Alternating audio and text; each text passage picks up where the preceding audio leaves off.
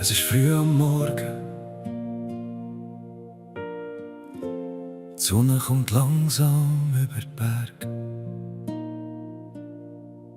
Der Seppli steht schon wieder früh mit den Stiefeln in der Hand.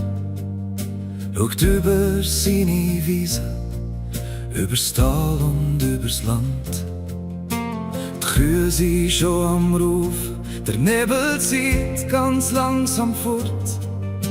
Und alles, was er kennt, ist da in seinem eigenen Ort.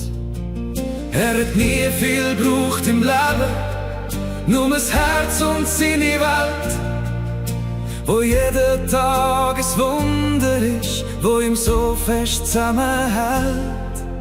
Der Seppli, unser Bergburli, mit den Füßen fest in der Erde drin, mit der See voll Liebe für das, wo wir sind.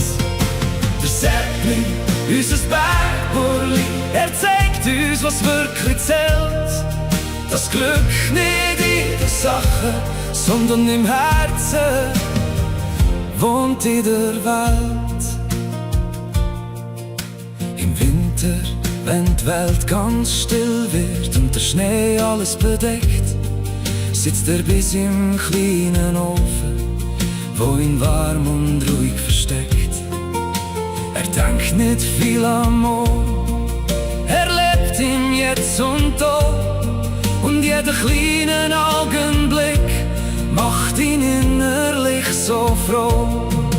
Er hat nie nach mehr verlangt, als das, was er schon hat. Und genau das ist das Geheimnis, wo ihn jeden Tag begleitet.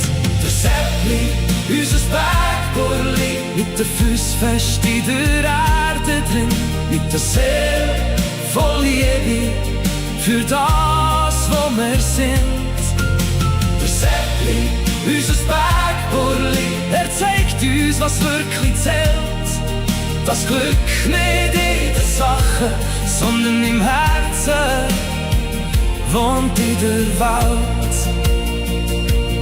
Und wenn die Welt mal zu laut wird und er nicht mehr weiss, wohin, dann denk an Berg und Ruhe. Und es kommt alles zurück in deine Ruhe. Der Seppli, unser Bergburli, bleibt einfach so wie er ist. Und vielleicht sind wir alle ein bisschen mehr wie er, wenn wir ehrlich sind. Und die Sonne geht wieder unter über unserem Tal.